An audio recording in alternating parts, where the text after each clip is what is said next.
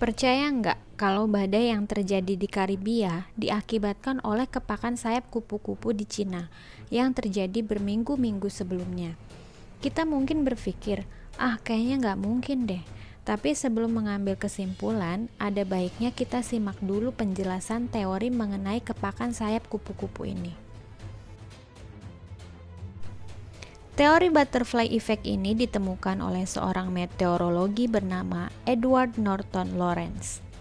Jadi, pada tanggal 29 Desember 1972, Lawrence berpidato di pertemuan yang ke-139 The American Association for the Advancement of Science di Washington DC, Amerika Serikat. Lawrence mengemukakan pertanyaan penting. Apakah kepak sayap kupu-kupu di Brazil mengakibatkan sebuah tornado di Texas?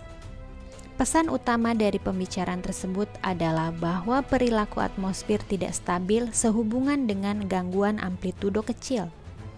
Metafora tersebut memberikan ilustrasi ideal tentang hal kecil yang bertentangan dengan hal besar. Tetapi kemudian hal kecil ini memberikan dampak untuk hal besar. Pertanyaan tersebut adalah metafora yang menjelaskan bahwa perubahan dan tindakan kecil dapat mengarah pada hasil yang tidak disangka. Butterfly effect adalah ketergantungan yang peka terhadap kondisi di awal, di mana perubahan kecil yang terjadi hari ini pada suatu tempat dalam suatu sistem yang tidak linier dapat mengakibatkan perbedaan besar di kemudian hari. Singkat cerita, sebenarnya chaos teori ini adalah bagian dari matematika modern yang mau mencari keteraturan dari hal yang sebenarnya berantakan dan tidak bisa diatur. Nah, butterfly effect adalah bagian dari teori kekacauan itu atau disebut dengan chaos theory. Teori ini muncul ketika ilmuwan meteorologi Edward Lawrence yang menemukan ketika mesin yang meramalkan cuacanya gagal melakukan prediksi cuaca karena dia salah memasukkan salah satu input data yang dibutuhkan. Istilah butterfly effect kemudian tidak hanya digunakan dalam studi tentang cuaca aja, tetapi juga dalam kehidupan sehari-hari. Sampai hari ini seringkali peristiwa besar yang mengguncang dunia disebabkan oleh sesuatu yang sepele. Contoh terbarunya pada saat zaman Donald Trump, ada gerakan demo besar-besaran di Amerika Serikat yang memprotes rasisme terhadap kulit hitam. Nah, demo itu dipicu oleh tewasnya George Floyd, seorang kulit hitam yang ditembak oleh aparat kepolisian yang berkulit putih. Dan tewasnya Floyd ini berawal dari laporan bahwa dirinya membeli rokok dengan pecahan uang dolar yang palsu. Luar biasa kan, selembar uang 20 dolar bisa mengguncang Amerika dan memusingkan Donald Trump. Banyak orang menggunakan istilah butterfly effect untuk menjelaskan aksi kecil dapat memulai rangkaian peristiwa yang menyebabkan efek lebih besar dan tidak terduga. Jika kita adalah orang tua, maka kita adalah kupu-kupu yang mengepakkan sayap. Anak-anak kita adalah badai kekuatan alam yang menakjubkan.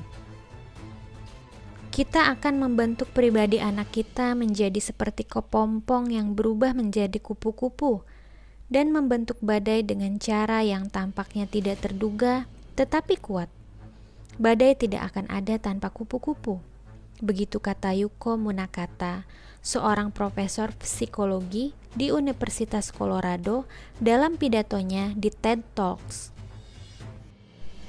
Akan tetapi, dalam kekacauan teori ini, ada banyak faktor yang harus dipertimbangkan. Dalam menentukan cuaca misalnya, teori ini berkenaan dengan sistem yang tidak teratur seperti adanya awan, pohon, garis pantai, ombak, dan faktor lain yang bersifat acak, tidak teratur dan anarkis. Yuko Munakata mengatakan masalah yang ada dalam buku-buku parenting yang beredar itu memberikan kesan yang bertentangan antara tiger parenting atau free range parenting. Kalau orang Belanda pengen membuat anaknya bahagia di dunia, sedangkan orang Jerman menginginkan anaknya mandiri, tetapi pesan yang konsisten adalah ketika anaknya tidak sukses, berarti mereka melakukan parenting yang salah. Yuko bercerita tentang mahasiswanya. Setelah kelas selesai, ia datang kepada Yuko yang seorang dosen parenting dan perkembangan. Mahasiswanya ini kelihatannya ragu-ragu untuk berkata atau bertanya. Dan kemudian dia mengaku bahwa dia benar-benar tertarik dengan topik ini. Dan dia berharap kelas ini bisa membantunya untuk menjadi orang tua yang lebih baik saat memiliki anak nanti. Dia memperlihatkan raut wajah yang kecewa dan berbicara bagaimana orang tuanya tidak mengontrolnya untuk membentuk anak-anaknya. Dia melompat pada sebuah keputusan atau kesimpulan bahwa kelas saya atau kelas Yuko dapat menolongnya. Di dalam parenting, selain kita berusaha menjadi orang tua yang baik, terdapat juga banyak faktor yang menjadikan seorang anak tampil menjadi anak yang sukses, dan kita tidak tahu faktor yang mana itu. Tetapi intinya, sekecil apapun kebiasaan baik atau buruk yang kita lakukan, akan menjadi kepakan sayap kupu-kupu yang sewaktu-waktu menjadi kekuatan hebat yang mengguncang. Maka kepakanlah sayap kita dengan penuh arti dalam segala bentuk kebiasaan yang bisa kita lakukan, seberat apapun itu. Ada keluarga yang konsisten dengan sholat jamaahnya. Ada keluarga yang konsisten dengan membaca buku sebelum tidur. Ada juga keluarga yang ngobrol intim di pagi hari saat sarapan sebelum semua aktivitas dimulai.